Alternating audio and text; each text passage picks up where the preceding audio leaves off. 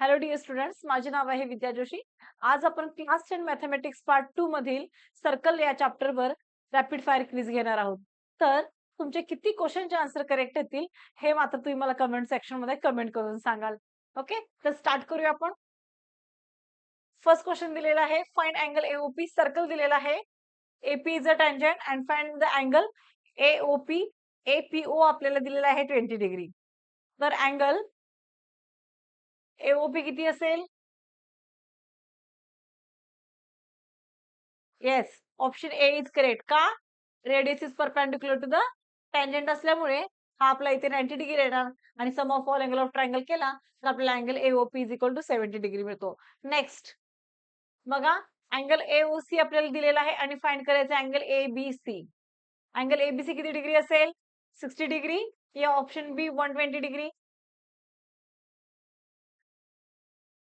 कोणता answer correct आहे?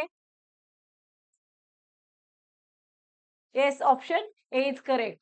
AOB AOC आपला सेंट्रल अँगल आहे आणि एबीसी हा 60 डिग्री असणार आहे, सेंट्रल अँगलच्या हाफ असणार आहे.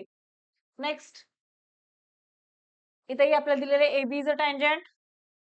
ओबी आपल्याला दिलेला आहे 10 centimetre. Find the segment O A. O is the radius of the circle.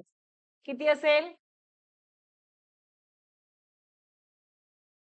Option A दिलेला आहे 5 सेंटीमीटर, बी दिलेला आहे 6 सेंटीमीटर. कोणतं ऑप्शन करेक्ट आहे? Yes, option B is correct, 6 centimetre. इथेही सेमच करणार आपण. O A is perpendicular to AB, radius perpendicular tangent आणि पायथागोरस थेरम यूज केला तर आपल्याला OA मिळतो 6 सेंटीमीटर. नेक्स्ट आहे बघा, ABC अँगल आपल्याला दिलेला आहे 30 degree. Find the measure of arc ABC. ABC किती असेल?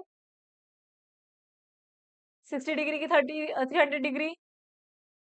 Angle measure of arc find out करायचं आहे. Yes, option B is correct, 300 degree. Next, PQRS is a quadrilateral, cyclic quadrilateral. Then find the angle QRT. Angle P is given 100 degree. Which option is correct? A or B? Yes, option B is correct, 100 degree.